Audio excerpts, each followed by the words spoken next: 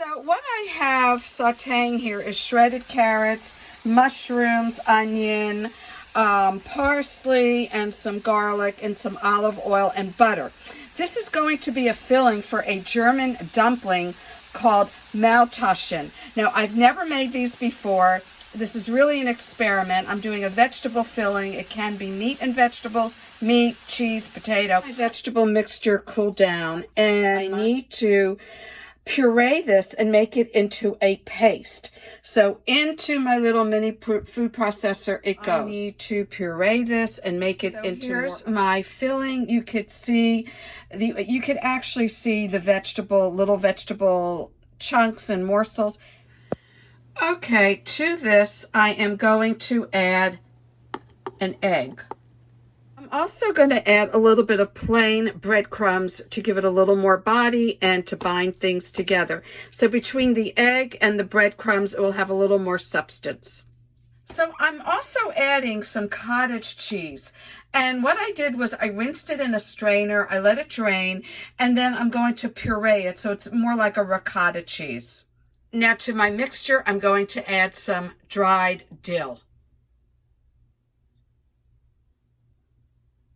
So the next step is to make my pasta. So I have 1 cup of all-purpose flour, 1 large beaten egg, a pinch of salt, and maybe half a teaspoon of olive oil. I mix this all together, and notice I pull my flour from the edges to incorporate it with my egg and my olive oil.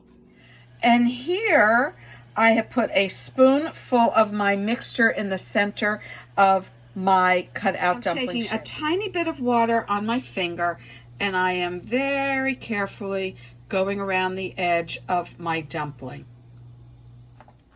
Now, very carefully, I'm going to fold it and encase it, and I'm going to pinch the edges down before I crimp them with a fork. That's my next step. Very gently crimp the edge with a fork to seal in your mixture.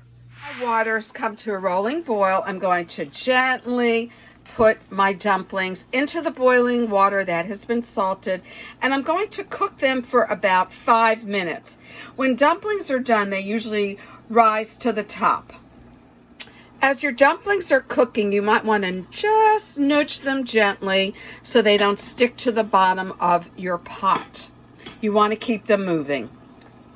Now that I've removed my homemade dumplings from my pot, I have 2 choices. I can eat them like this. I can pour some melted butter over it, sprinkle it with some dill, or I can saute them in a frying pan with butter, of course, and then top them with some caramelized onions and sprinkled with fresh dill. I was anxious to see what the dumplings look like, so I cut this one in half, and I didn't saute it in butter for the time being, but I was really anxious to see what the inside looked like.